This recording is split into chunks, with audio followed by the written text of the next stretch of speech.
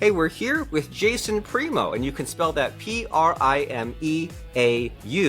Jason works at Spectre Financial. He's an insurance broker and a financial advisor in Windsor, Ontario, Canada. He has 22 years of experience. He worked his way from an independent sales agent to the CEO of a boutique financial services firm focused on providing financial education to Canadian families and business owners, focusing on reducing taxes, sharing advanced financial concepts in a simplified way so you can understand and make strong decisions about their unique situations. It's what we all want, right? We want that control of our finances. We want that freedom. Build your nest egg, write your own ticket.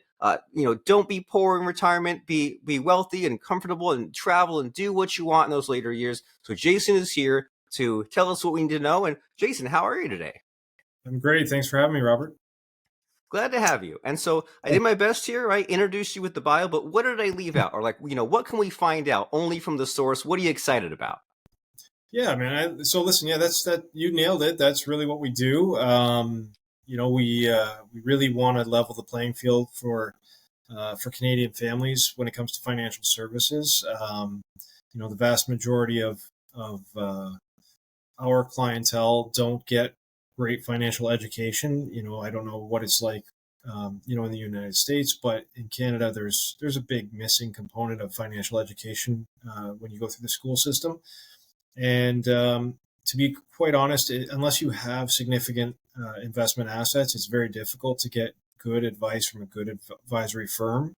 A lot of firms have firm minimums upwards of $1 million just to get an appointment, and so we want to restructure the way we operate and make ourselves accessible to the average Canadian family who probably needs more advice than the person who can afford to get the high end boutique advice. So we do very custom plans, financial planning.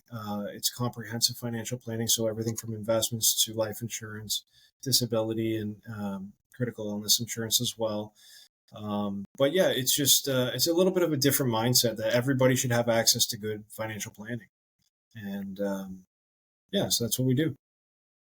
And this is a great education we're about to have because I think it is the same or close to the situation in America as in Canada is they Yeah, don't have any of these sort of common sense classes, right? They'll teach you trigonometry. They'll teach you that the mitochondria is the powerhouse of the cell, but do they teach you how to manage a budget? Do they teach you how to stay and get out of debt? No, they just leave that up to chance. And something that hit me a few years ago was this idea that if you don't keep track of your money, it'll just wander off. And I'm like, you know what? That's so true. And we can learn that either the hard way and maybe not learn the lesson and keep repeating these mistakes, or listen to someone like you who says, hey, you're a kind of limited scope. It's okay. It's got you this far, but if you want more, maybe it's time to do a little bit of learning, right? Just kind of like when you didn't know how to tie your shoes, well, you had to use Velcro, but you learn that one skill and it's something that you could use the rest of your life, and you use it again and again without even thinking about it. And so as yeah. far as like the basics, like the money education, is there anything in particular that just drives you crazy as far as what's not taught in schools or what the average person doesn't know? Yeah, listen. At the end of the day, my philosophy is a focus on taxation is probably the biggest key to financial success. It's the biggest success killer in my mind, at least in Canada, it is. And when you start to, if you ever try to dig into the tax code to figure out, how you're being taxed and why and where the money's going, I mean, most people aren't going to do that. And not to say that we did get that deep into it as well, but we will work with your accountants or whoever to sit down and put together a good tax strategy.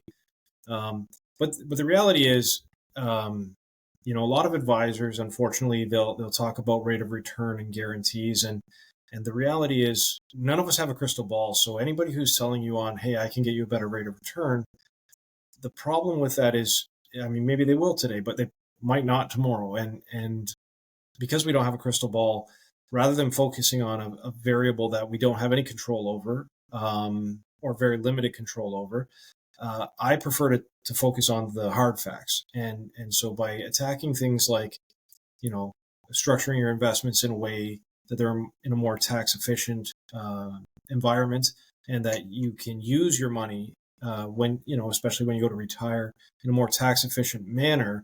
Like that truly is the biggest impact that an advisor can have, is showing you how to do those things. So, when I got started, we chatted briefly about this, but my background, so my mom was a single mother, had me at 18 years old. We lived very much near the poverty line, and she did not have access to this information, nor the resources to earn substantial income to get us out of that. But early in my life, I fell into a sales role. You mentioned as an independent sales advisor, I was in the property and casualty insurance space, and I'm still there technically. I've spent 22 years in the property and casualty space, earned a very decent income, but I paid a lot of taxes.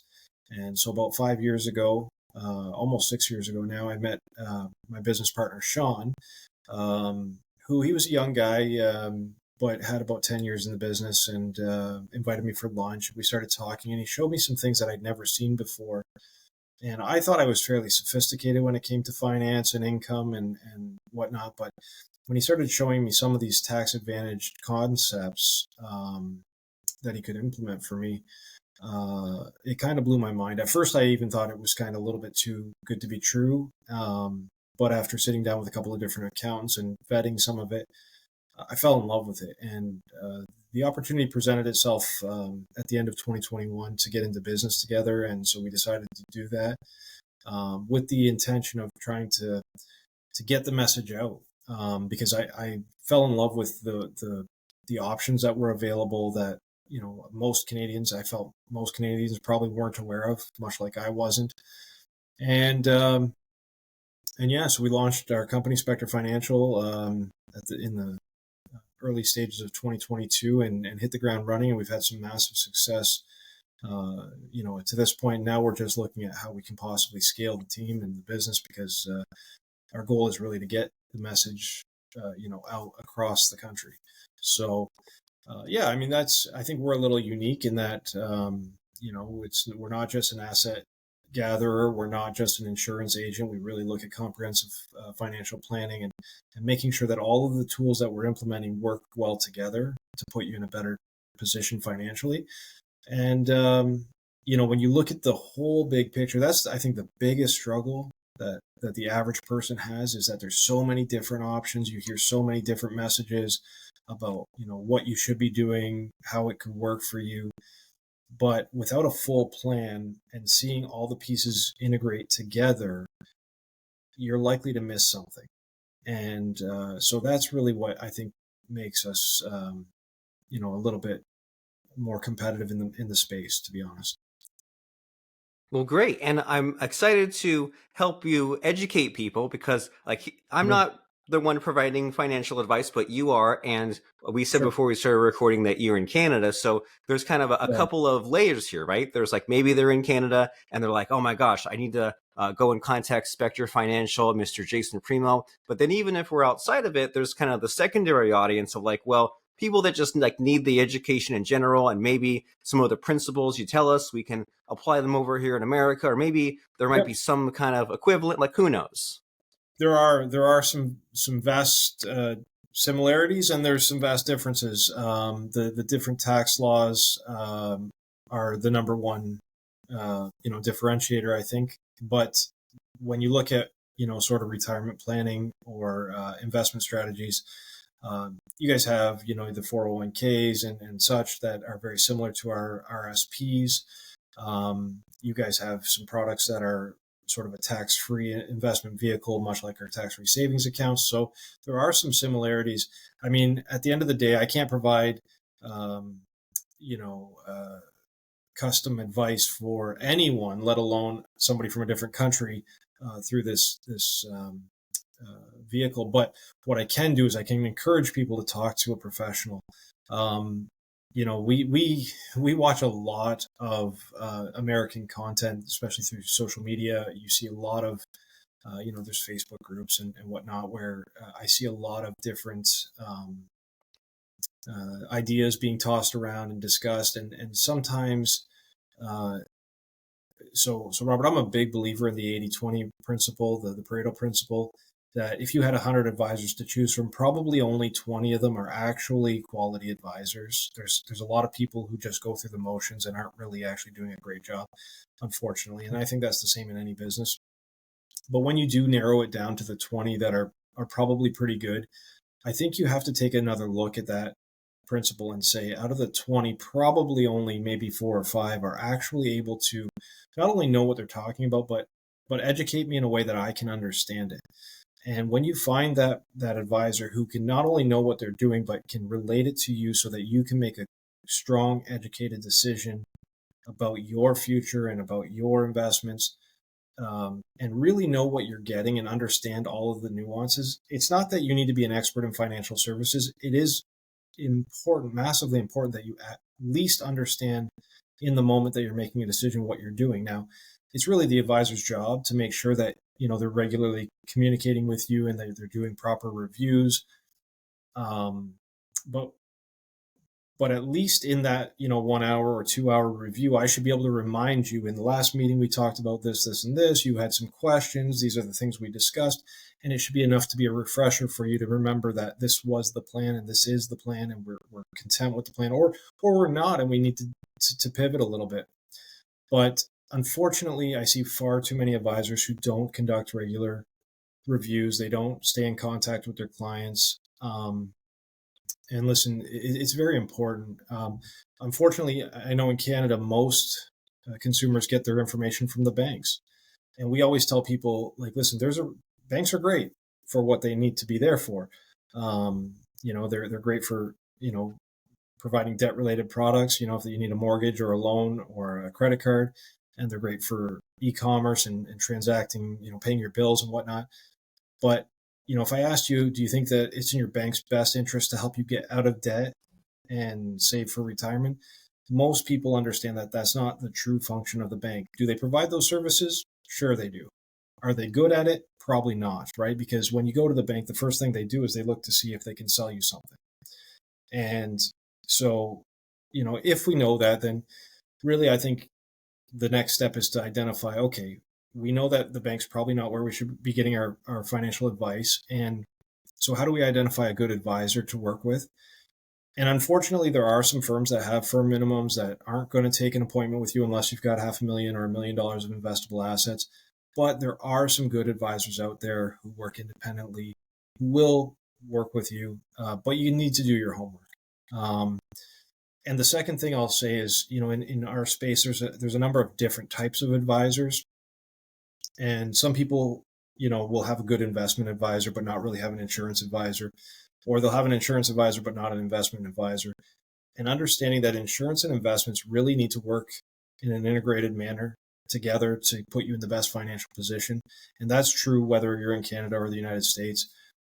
Here we sell a lot of, to be honest, I sell a lot of permanent insurance solutions, both for business owners and high net worth people. And it's an expensive product, and it needs to be done, properly for the right people, for the right situation. But they're really, really great tools.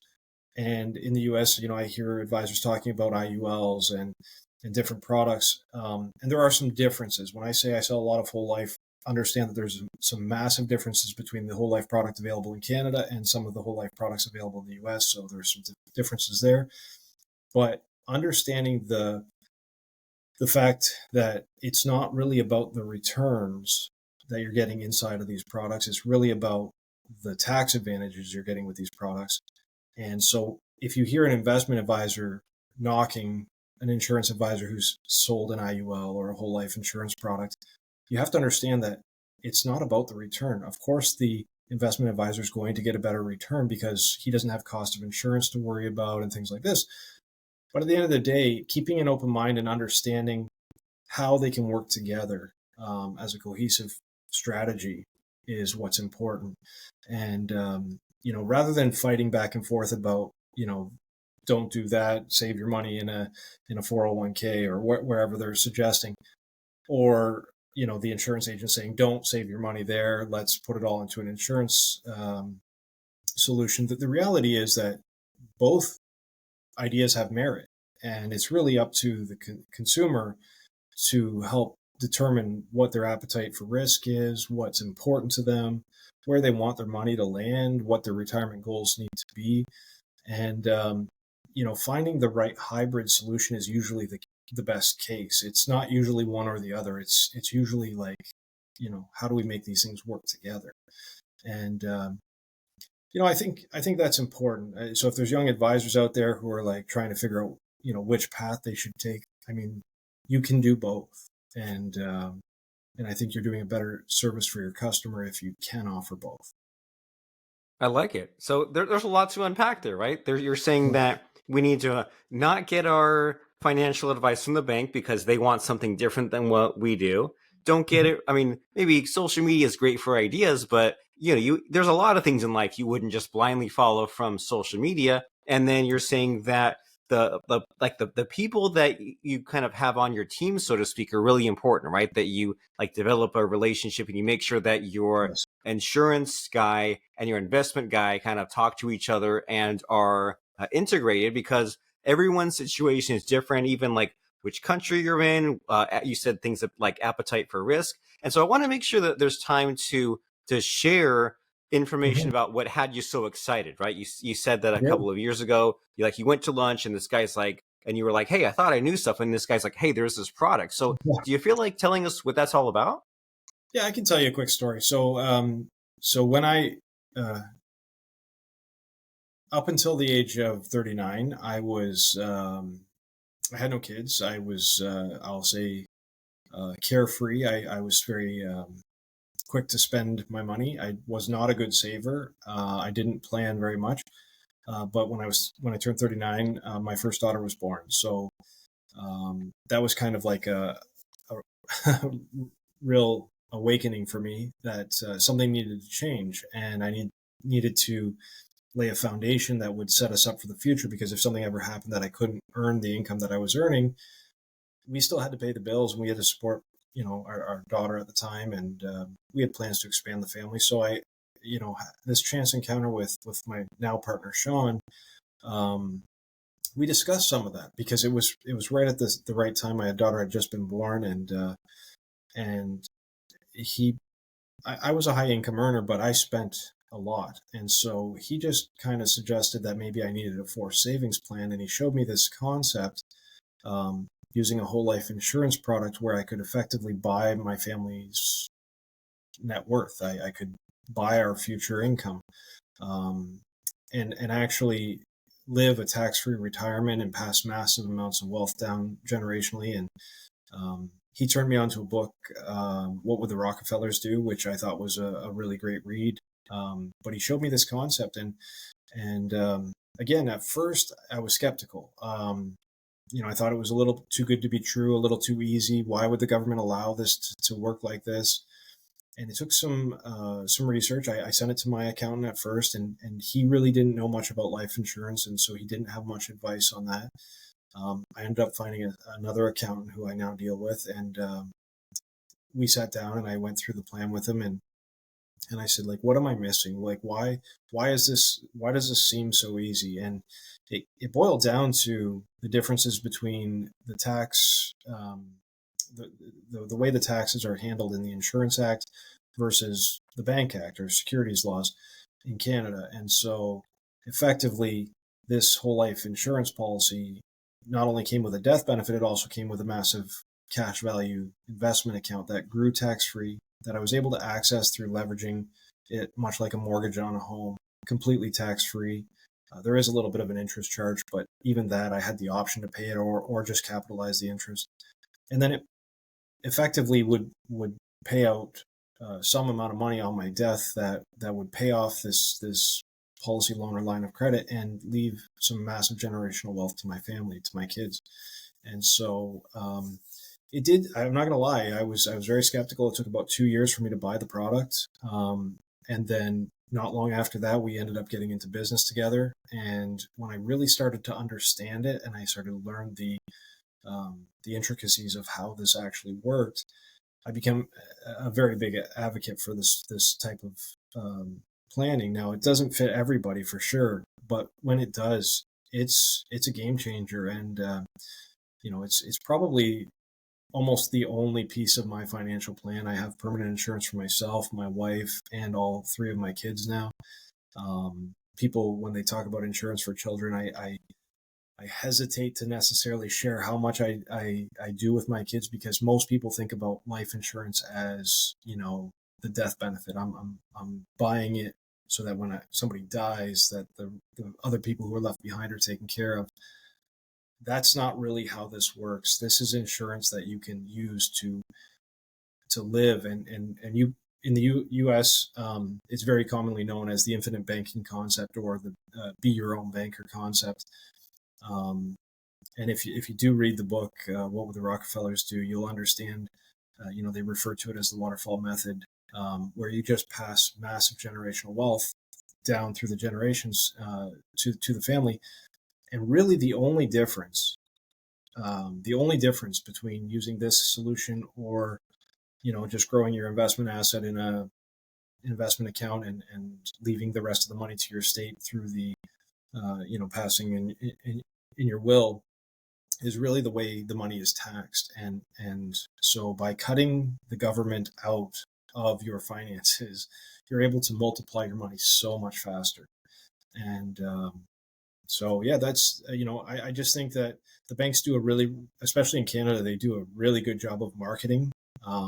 We have the big five banks, literally nationally five banks. We have some credit unions and stuff like this, but five main banks. And I know the US banking system's quite different, but they kind of have a monopoly when it comes to marketing the financial services game. And the truth is, it doesn't take very long, once we show people a few things, for them to understand why it's not really in the bank's best interest to help you get out of debt.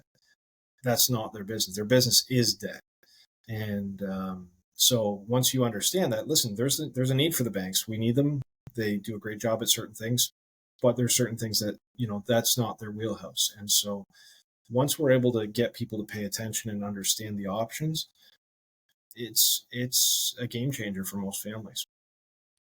Well, wonderful. Well, since we're on a podcast, we only have time to give people a taste, a tease of this sort of thing, right? And as we said, Absolutely. we're trying to train people up. That way they're excited to talk to you and to talk about some of this infinite banking sort of stuff. So that way they don't just leave it to chance, right? They come to you, maybe not fully educated, but somewhat educated, and say, hey, I'm not just coming to you because I heard a buzzword. This sounds great and it fits my situation. It is something I want to do and I'm excited to do. And so in these last couple of minutes here, is there any last little tidbit nugget of information we need to give someone, so that way, let's say that they're Canadian and they should contact you at spectrefinancial.ca. Is there one last little thing that they should either know, or a question that they should be thinking about and come to you prepared with the answer to?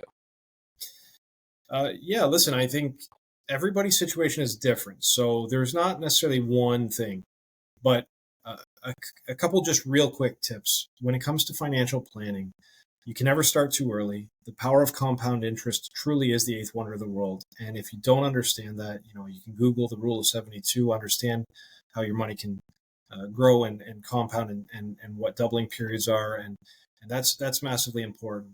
To working with an advisor who really understands both the investment world and the insurance world is massively important, to avoid the conflicting advice. I can't stress that enough. Having somebody who understands the entirety of your financial plan is massively important. And, it's never too early to start, but it's also never too late, right? If you haven't started planning yet and you find yourself, like I was at almost 40 years old without a plan, that's okay. Maybe we need to be a little more aggressive, but it's never too late. If you're a young person just starting out, you got your first job, it might seem insignificant, but listen, we just actually recorded some material, but $100 a month from 18 to 65 will get you $1,000,001, assuming about a 10% return.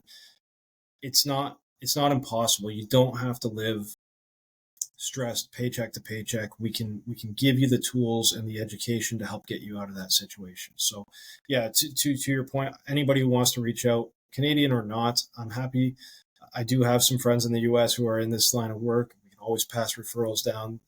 But if you're Canadian, looking for some guidance or even just a second opinion, we'd never charge fees. We're absolutely, free consultations. We'll generally work with somebody for about 6 to 10 hours, depending on the complexity of the plan, before we'll even actually put a proposal in front of somebody. And if we decide to do business, we'll get a commission for the sale, but we never charge a fee to the clients for any kind of reviews or advice. So by all means, feel free to reach out.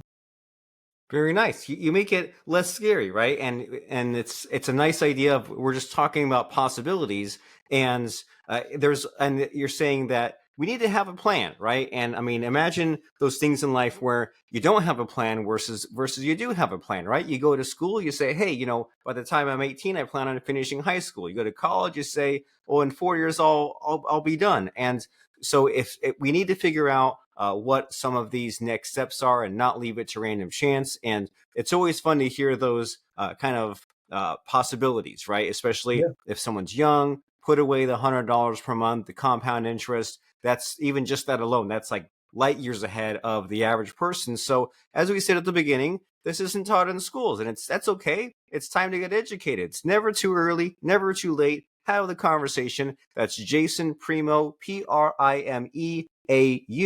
and that's spectrefinancial.ca. Have that conversation. And I like what you said there also, Jason, of even if you're not in Canada, still have the conversation, because you can still refer them down to someone in the US, and everybody wins there. And more information is good, right? We know what our choices are. And as far as just kind of leaving us with a good feeling, right? Leaving us with some encouragement. It's the scary part of the show, where I ask my guest about a fun quote or lesson that has served them in life or in business that they can pass on, give us a nice, cute little sound bite. So what comes to mind for you as far as a quote or lesson that has really helped you?